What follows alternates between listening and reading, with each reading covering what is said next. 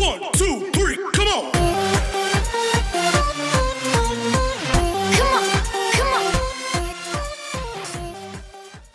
नमस्कार साथियों, पॉपी कुमार की तरफ से आप सभी साथियों का माडूसन एकेडमी में स्वागत है। माय डियर फ्रेंड्स, आज का हम जो टॉपिक स्टार्ट कर रहे हैं वो है सम उत्पाद वक्र। सम उत्पाद वक्र यानी आइसो क्वांट कर्व। आइसो का मतलब होता है यहाँ पर समान और क्वांट का मतलब होता है यहाँ पर मात्रा। या फिर फ्रेंड्स एक लाइन के अंदर हम आइसो क्वांट कर्व की बात करें, सम उत्पाद वक्र की बात करें तो आइसो का मतलब होता है समान और क्वांट का मतलब होता है यहाँ पर मात्रा, आउटपुट या फिर उत्पादन। इसका अर्थ क्या हुआ? समान मात्रा अथवा समान उत्पादन। माय डियर फ्रेंड्स, आपको पता है वस्तुओं के उत्पादन के लिए विभिन्न साधनों की आवश्यकता होती है और इनका प्रतिस्थापन किया जाता है। 100 घड़ियों का उत्पादन करने के लिए हमारे पास में जो संसाधन है वो है लेबर और कैपिटल।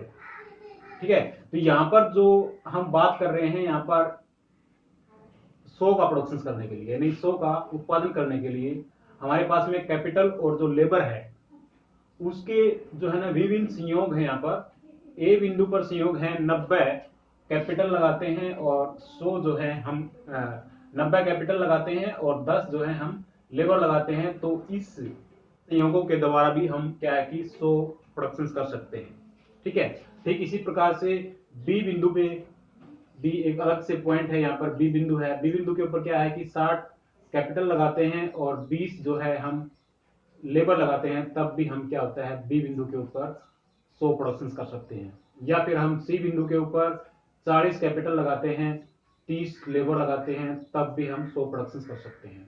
और डी बिंदु के ऊपर भी ऐसा ही है, 30 हम लेबर कैपिटल लगाते हैं और 40 हम लेबर लगाते हैं, तब भी हम 100 प्रोडक्शन कर सकते हैं। तो माय डियर फ्रेंड्स, इसके अंदर क्या बताना चाहते हैं कि कुल उत्पादन की समान मात्रा पैदा करने के लिए दो साधनों के विभिन्न संयोगों को एक वक्र के रूप में अगर दर्शाया जाए तो ऐसे वक्र को हम कहेंगे यहाँ पर सम उत्पाद वक्र, या फिर आइसो क्वांट कर्व भी कह सकते हैं या फिर आइसो प्रोडक्ट कर्व भी कह सकते हैं।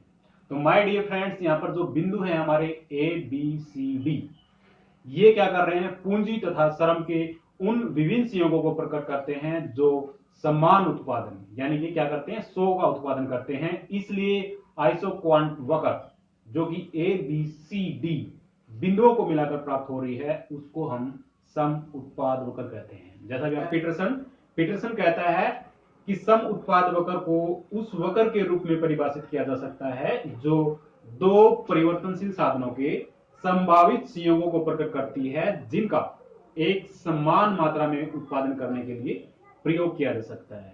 तो सम उत्पाद वक्र जैसा भी आप देख रहे हैं बोर्ड के ऊपर, ये हमारा आइसो क्वांट कर्व है और आइसो क्वांट कर्व क्या शो कर रहा है, बिंदु ए के ऊपर, बिंदु बी के ऊपर, बिंदु सी के ऊपर, बिंदु डी के ऊपर लेबर और कैपिटल के उन संयोगों को प्रकट करता है जिससे समान उत्पादन किया जा सकता है, यानी 100 का उत्पादन किया जा सकता है, समान प्रोडक्शन निकालता है। ये ठीक उसी प्रकार से है जैसे कि हमने इंडिफरेंस कर्व पढ़ा था। इंडिफरेंस कर्व में क्या था कि इंडिफरेंस कर्व दिखाता था दो वस्तुओं के उन विभिन्न संयोगों को प्रकट करता था जिसमें उपभोक्ता को समान संतुष्टि मिलती है। लेकिन यहाँ पर आइसो क्वांट कर्व क्या है, आइसो क्वांट कर्व दो उत्पादन के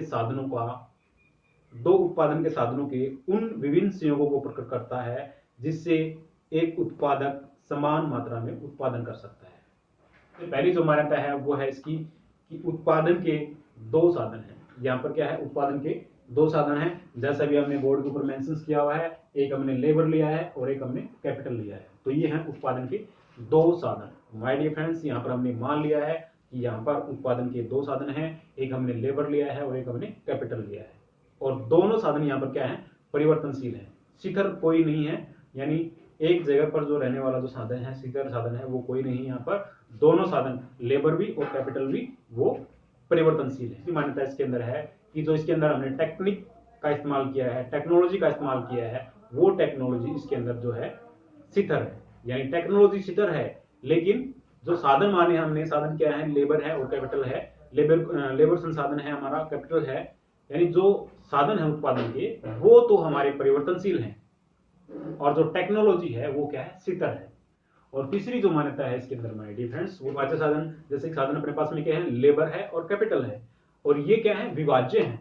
विभाज्य का मतलब यहाँ पर क्या है कि इन साधनों को हम छोटी छोटी इकाइयों में क्या कर सकते हैं, विभाजित कर सकते हैं, चाहे वो हमारी लेबर है, चाहे वो कैपिटल है, दोनों साधनों को क्या है छोटी छोटी इकाइयों में विभाजित कर सकते हैं। यहाँ पर क्या चौथी मान्यता क्या है, जो तकनीकी है उसकी क्या है कि प्रतिस्थापन की संभावना है, यानी दोनों साधनों के बीच में प्रतिस्थापन तकनीकी रूप से संभव है।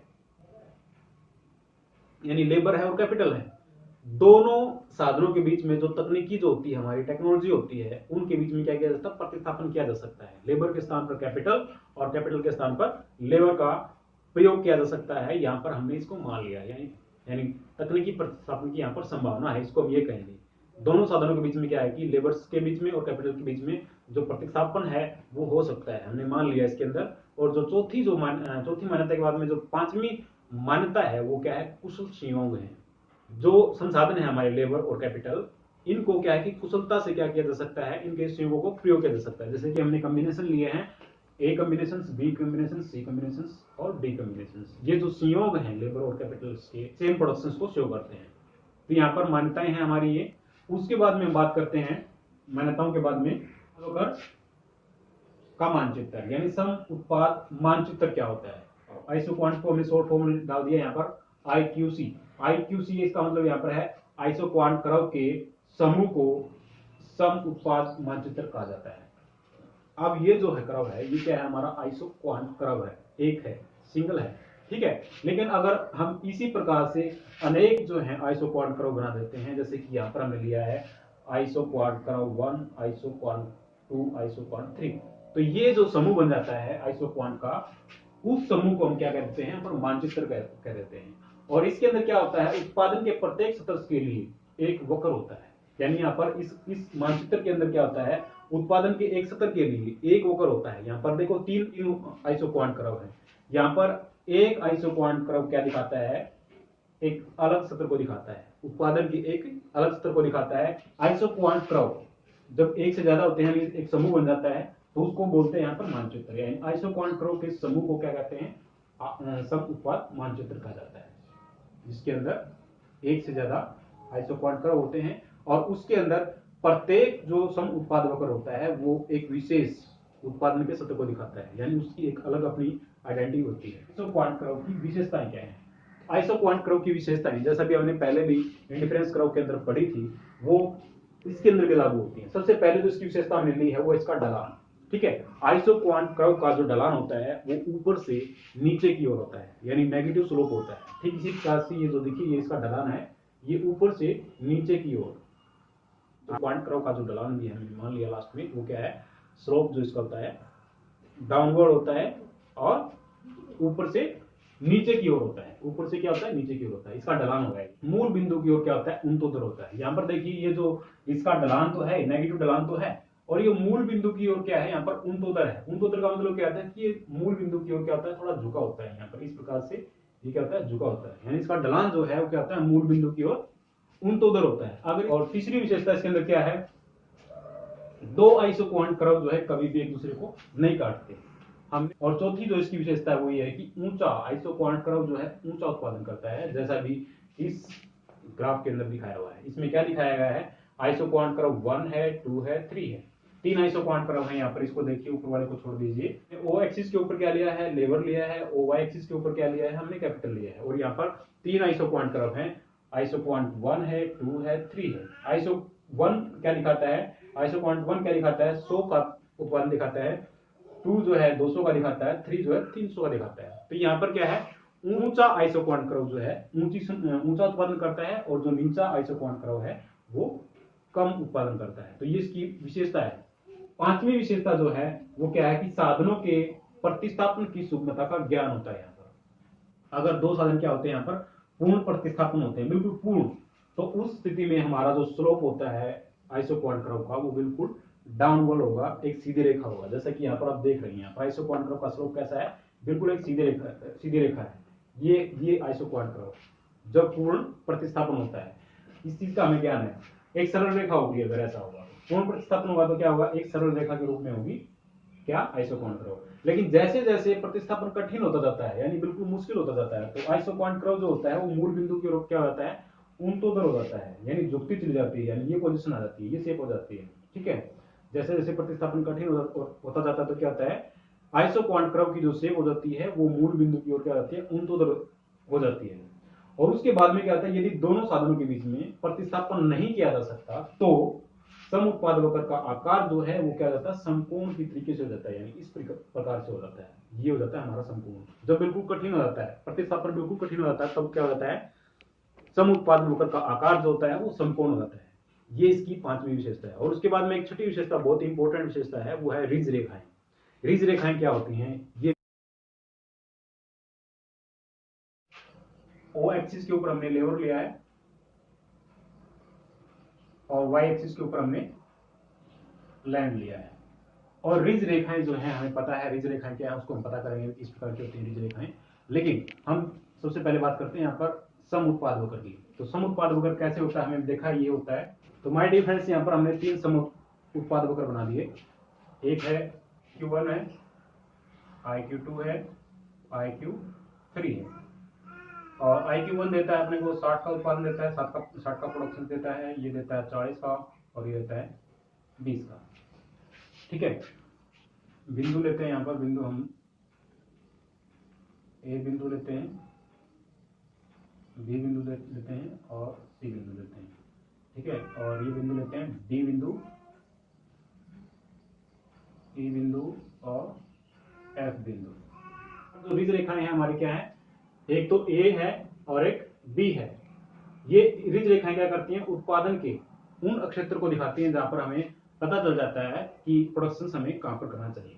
देखिए सम उत्पाद वक्र जो है हमारे, एक तो है IQ है, IQ1 है, IQ2 है, IQ3 है। तीन सम उत्पाद वक्र हैं।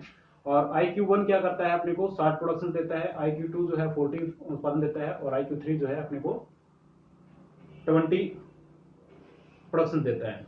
जो कि हमने पहले पढ़ा है कि नीचा सम उत्पाद वक्र जो है नीचा उत्पादन देता है और ऊंचा सम उत्पाद वक्र जो है ऊंचा उत्पादन देता है। ये हमने पढ़ा है।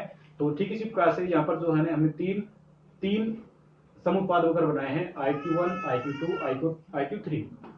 तो IQ1 जो है सबसे ऊपर है, यानी क्या कि वो 60 का प्रोडक्शन करता है। IQ2 जो है उसके नीचे है, ठीक उसके नीचे है, तो वो 40 का प्रोडक्शन करता है। और IQ3 जो है वो सबसे नीचे है, वो 20 का उत्पादन शो करता है।